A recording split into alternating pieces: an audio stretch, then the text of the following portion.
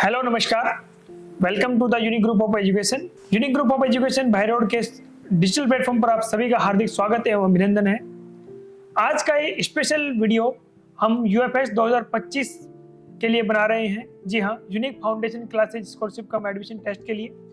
और जो विद्यार्थी नए सत्र में एडमिशन लेना चाहते हैं उनके मन में ये होता है कि हमें अपनी प्रतिभा को अगर वो तराश करके एडमिशन लेना चाहें, जिसमें उनको फीस के नगद पुरस्कार के साथ साथ फीस में भी रिबेट मिल सके, उसके लिए यूनिक ग्रुप ऑफ एजुकेशन हर वर्ष ऐसे एग्जामों का आयोजन करवाती रहती है। इस एग्जाम से संबंधित बहुत सारे सवालों का जवाब देने के लिए मेरे साथ संस्था के निदेशक डॉक्टर सुमित यादव सर एवं उनकी टीम है। सर बहुत बहुत स्वागत है आपका। और मेरा पहला सवाल सर आपसे ही है, और मेरा सवाल आपसे ये है कि ये जो आप यूएफएस टेस्ट 2025 का आयोजन करवा रहे हैं, ये आप किन के लिए तो करवा रहे हैं और इसके पीछे का आपका उद्देश्य क्या है? जी, श्रीमान कृष्ण जी डियर, मैं बताना चाहूँगा इस यूएफएस एग्ज़ाम का उद्देश्य मेरे वो स्टूडेंट जो फाउंडेशन और प्री फाउंडेशन में रुचि रखते हैं। आपको बताना चाहूँगा, एक दशक पहले तक बच्चा 12वीं के बाद कोटा और सीकर की तरफ मूव करता था फाउंडेशन तक। बढ़ते हुए कंपटीशन ने बच्चों को प्री फाउंडेशन और फाउंडेशन के लिए मानसिक रूप से तैयार कर दिया। जी हाँ, क्लास 7th 8th से ही बच्चों को पेरेंट्स फाउंडेशन में डालने लगा है, जिसको लेकर वो आने वाले समय में हिंदुस्तान के सबसे बड़े कंपटीशन एग्जाम नीट के लिए तैयार किया जा सके, कंपटीशन एग्जाम आईआईटी एनडीए के लिए तैयार किया जा सके, उसके लिए महती आवश्यकता है आज का फाउंडेशन। जी सर, मेरा अगला सवाल प्रवीण सर आपसे रहेगा कि जो यूएफएस 2025 का आयोजन हो रहा है, इसमें कौन कौन सी कक्षा के विद्यार्थी भाग ले सकते हैं? Dear viewers, 8th, 9th, 10th and 11th class के स्टूडेंट्स, चाहे वो आरबीएसई मोड से हो चाहे वो सीबीएसई मोड से हो, वो इस स्कॉलरशिप एग्जाम पैटर्न में पार्टिसिपेट कर सकता है। बिल्कुल सर, मेरा सवाल सर अब अगला आपसे रहेगा। वो मेरा सवाल आपसे ये है कि ये जो आप एग्जाम करवा रहे हैं, इसमें फॉर्म भरने की जो प्रक्रिया है वो क्या रहेगी, और ये एग्जाम कितने तारीख को आप आयोजन करवा रहे हैं और समय क्या रहेगा? यस सर, एक्चुअली ये एग्ज़ाम आने वाली 6 अप्रैल को एग्ज़ाम रहेगा। 6 अप्रैल संडे का दिन रहेगा और टाइमिंग हमारी मॉर्निंग में 9 बजे ही रहेगी। और इसके अंदर जो हमारा 9 बजे का एग्ज़ाम पैटर्न रहेगा, इसका जो फॉर्म फिल करने का प्रोसेस है वो ऑनलाइन एंड ऑफलाइन दोनों मोड पे रहेगा। ऑनलाइन प्लेटफॉर्म पे अगर आपको फॉर्म फिल करना है तो आपको स्क्रीन पे एक नंबर नज़र आ रहा होगा, इस नंबर पे आप हाई यूनिक लिख के भेजिए, आपके पास एक लिंक आएगा, प्रॉपर वे से आप अपनी इन्फॉर्मेशन उस फॉर्म में फिल कीजिए। और ऑफलाइन मोड के लिए आप एनी डाउट 24/7 स्कूल में आप हाजिर हो सकते हैं इस फॉर्म को फिल भरने के लिए। ओके, मेरा अगला सवाल सुमित सर आपसे रहेगा कि जो नए सत्र में विद्यार्थी एडमिशन लेना चाहते हैं उनके लिए एग्जाम किस तरीके से फायदेमंद साबित हो सकता है? जी, मेरे क्षेत्र का वो होनहार बच्चा जो किसी भी इंस्टीट्यूशन का पार्ट है, फाउंडेशन में रुचि रखता है, क्या वास्तविक रूप में वो जिस संस्थान का हिस्सा वहां पर फाउंडेशन करवाया जा रहा है, क्या वहां पर उस लेवल के मॉड्यूल्स हैं, क्या वहां उस लेवल के रेस्पेक्टेड टीचर्स हैं, क्या वो स्कूल फाउंडेशन के लिए आपको एटमॉस्फेयर दे रहा है? शायद आपको जवाब मिलेगा ना।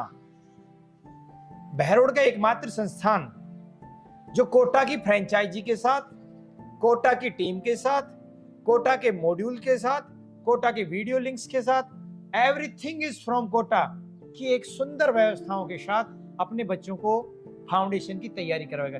रही बात बच्चों के फायदे की, सबसे पहले उनको एकेडमिक पार्ट स्ट्रॉन्ग देना, और दूसरी बात, जो बच्चा किसी भी कारणवश आर्थिक व्यवस्था के आधार पर कमजोर है, फी अफोर्ड करने की स्थिति में नहीं है, उनको इस टेस्ट के जरिए कैश प्राइज नगद पुरस्कार की भी व्यवस्था है। इसके अलावा हमारे कृष्ण जी ने हमें सुझाव दिया कि सर, कैश प्राइज के अलावा भी उन बच्चों को आप किसी भी रूप में एक अच्छी स्कॉलरशिप देवें, तो मैं आपको बताना चाहूंगा कैश प्राइज के अलावा आपको 100% तक की स्कॉलरशिप की सुविधा यूनिक के फाउंडेशन प्लेटफॉर्म पर उपलब्ध है।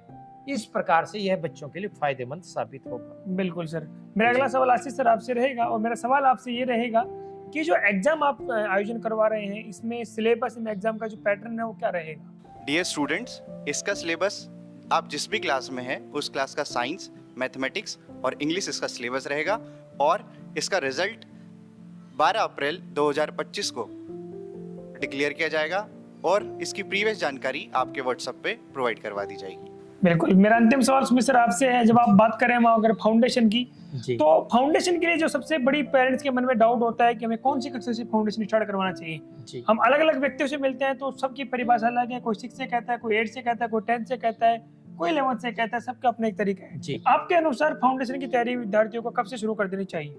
एक्चुअली ग्रामीण क्षेत्र में फाउंडेशन को लेकर एक धारणा बनी हुई है कि फाउंडेशन मींस आफ्टर 10th।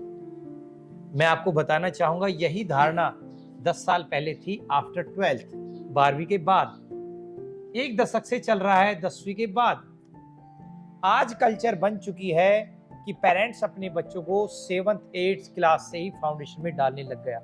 अब आपके मन में आ रहा है भला 6 7 8 का बच्चा क्या फाउंडेशन की पढ़ाई करेगा? जी हाँ, हमारा सीपी का बच्चा 8th 9th का जो बच्चा प्री फाउंडेशन में है, वो किसी भी इंस्टीट्यूशन के टॉप 10 एकेडमिक स्टूडेंट्स जो हैं 12th क्लास के, उनसे कहीं बेहतर और बेस्ट परफॉर्मर है। इस बात का दावा पूर्व में भी काफी बार दिया गया है कि जो बच्चा 12वीं के बाद कंपटीशन को फेस करेगा, भला वो 1 साल या 2 साल में क्या तैयारी कर पाएगा, वही मेरा छोटा सा बच्चा जो 8th 9th 10th से प्री फाउंडेशन की स्टेप दर स्टेप चलता हुआ रहा है, उसके लिए कुछ भी उस कंपटीशन का नया नहीं है।